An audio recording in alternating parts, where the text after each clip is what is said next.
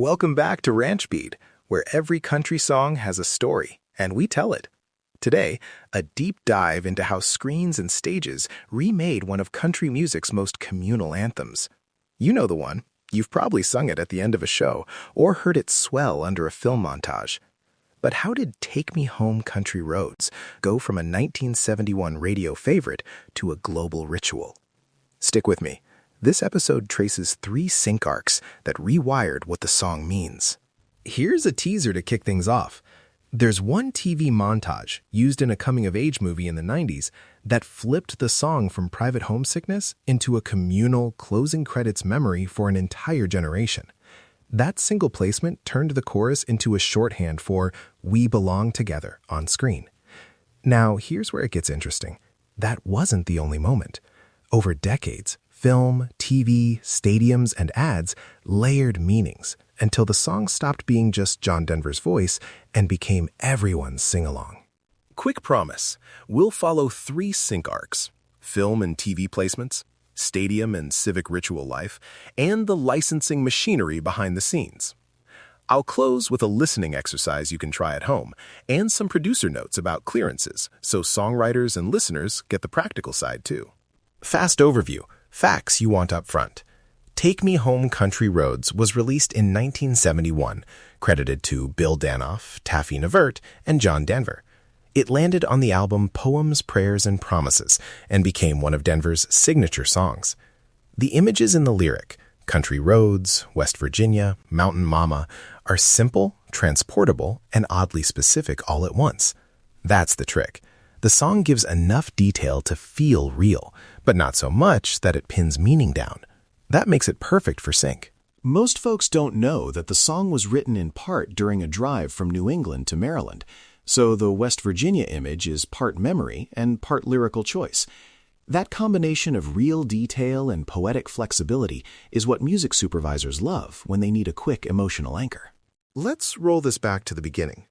In the early 1970s, the singer-songwriter tradition was strong. Intimate recordings, acoustic hard-on-sleeve stuff. John Denver's version leaned into that homespun intimacy. On the radio, it read as personal nostalgia. But the lyric's 3-word hook, "Country Roads, Take Me Home," is basically an emotional freight elevator. Drop it into a picture and it does the heavy lifting for directors and editors. It signals longing, return, closure. Now, a close read. First, the title, Take Me Home Country Roads. Home here is 3 things at once. It's a literal place, it's a feeling of belonging, and it's a cultural anchor that listeners can project their own memories onto. Second, the line, "Life is old there, older than the trees." That isn't nostalgia for a specific time. It's a claim about endurance, a way of saying, "This place outlasts my trouble." Third, the chorus, simple, singable, built for crowds. That chorus makes it easy for strangers to knit themselves together in one voice. So when a filmmaker needs to telegraph, "We belong now," or "This is how we remember," those lines do the job instantly. Let me add one thing. The melody's interval jumps and steady chords create a sense of openness. From a music supervision angle, those long melodic lines leave space for picture, wide shots, slow dissolves, so the song doesn't compete with the scene. It complements it. Case Study 1. Film and TV sync.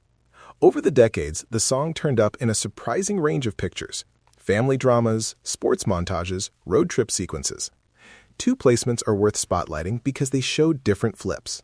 In one early 90s coming-of-age film, sourced to the film credits and soundtrack notes, the song plays during a graduation closing montage. The filmmakers used it not as a nostalgic wink, but as a communal send-off. Suddenly, the chorus stitched the film's strangers into a makeshift family. Another placement, in a war-themed TV series episode, used a slower, sparse cover under a homecoming scene. There, the lyrics shifted toward a bittersweet, almost elegiac note. Here's what music supervisors told interviewers over the years. They pick this song because viewers already carry the song's library of feelings. You don't have to build emotion from scratch. The song brings the backstory. That's sync shorthand in action. Anchoring this, I've linked the film credits and a couple of music supervisor interviews in the show notes so you can see the sourcing. Anchoring claims to dated placements keeps us honest. Here's the twist in the story. Sometimes editors don't use the original John Denver recording. They use covers, slowed down versions, or acoustic demos. Those edits change the emotional temperature. A stripped cover can make a crowd scene feel intimate. A full-throated arrangement can turn a simple scene into communal catharsis. Case Study 2. Stadiums and Civic Ritual Life.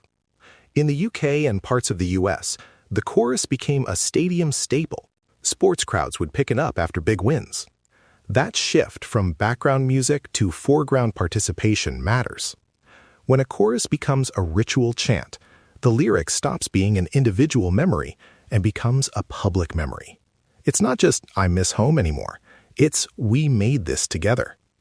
I traced several documented moments, concert recordings and news reports, where crowds took the chorus and turned it into their own. Those live renditions looped back into media. A stadium sing-along shows up in broadcast montages, which then cements the song as a communal anthem. You can hear it in footage. The verse starts intimate, the band pulls back on the last line, and the crowd fills in the chorus. That's the exact arrangement choice that makes the song stadium-friendly. Music directors know how to leave that space for people to join in. So who's behind all these placements? That's Case Study 3, music supervisors, publishers, and labels. When a director wants this emotional shorthand, they contact the publisher for a sync license and the label for the master. The publisher controls composition rights, and the label controls the recording. Sometimes productions commission a new cover to avoid expensive master fees, or to get a different emotional palette. That's also where edits come in. A producer might ask for a 15 or 30-second excerpt to match a montage. Those small edits can dramatically shift how the lyric lands. A quick aside about myths. You'll hear people say that sync is selling out or that commercials ruin songs. That's a half-truth. In many cases, including this one, sync reintroduces songs to new listeners and can deepen their meanings. Instead of moralizing, look at the outcomes. More people singing together at a stadium, a new cover that highlights a different emotional beat, or a film scene that reassigns the lyric as a communal anchor. Those are cultural reuses, not necessarily compromises of the original intent. Most folks don't know this part. Publishers sometimes prefer a cover because they can offer the composition license at a lower combined cost, and the cover artist gets exposure. That economy shapes which versions audiences hear on screen. Let's talk music notes for a moment. The nuts and bolts that make a song sync-friendly. Melody, simple, singable, with large, memorable intervals. Harmony, basic diatonic chords that sit under picture without clashing. Tempo, flexible, producers can double time or half time the feel. Lyrical imagery, specific enough to feel anchored, vague enough to be universal. Those traits mean that even cheap edits or covers usually preserve the song's emotional core. That's why, decade after decade, you can hear the song across so many contexts and it still lands. Okay, listening lab. Want to try this in your head? Imagine a brief scene. A family drives away from a summer camp, camera on the rear window, sun setting. Now, in your head, swap these two songs under that same picture. First, an upbeat pop track. Second, Take Me Home, Country Roads. Hear the difference? The pop track might suggest freedom or a new beginning. The Country Roads chorus signals return, memory, belonging. The same picture, different soundtrack, different emotional shorthand. That's the core lesson. Sync context remaps lyric meaning. Try it with other scenes, a reunion, a funeral, or a graduation. Swap the songs and notice what changes. Here's the part I love. Once you start doing this, you'll spot sync signaling everywhere. A minor key acoustic cover under close-ups usually means intimacy or regret. A full band sing-along in a wide shot usually means community and catharsis. Listen for the gaps editors leave, the spaces where audience participation lives. Producer notes and clearances, practicalities for creators. Short answer, you need 2 licenses for a sync, composition and master. If you commission a new cover, you still clear the composition but avoid master clearance.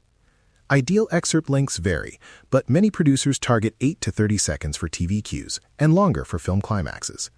Also, never assume you can use a hit without a license. Productions that tried and failed end up in litigation or forced edits, which can be embarrassing and expensive. When in doubt, ask the publisher. I'll link basic clearance checklists in the show notes. Back to Take Me Home for a minute. Risks and myths specific to this song. One risk I had to watch for in my research was over-attributing cultural shifts to single placements. To avoid that, I anchored claims to documented credits, interviews, and news reports. Another risk is framing commercial use as cynical. Instead, I show how reuse often expanded the song's social life without erasing its original meaning.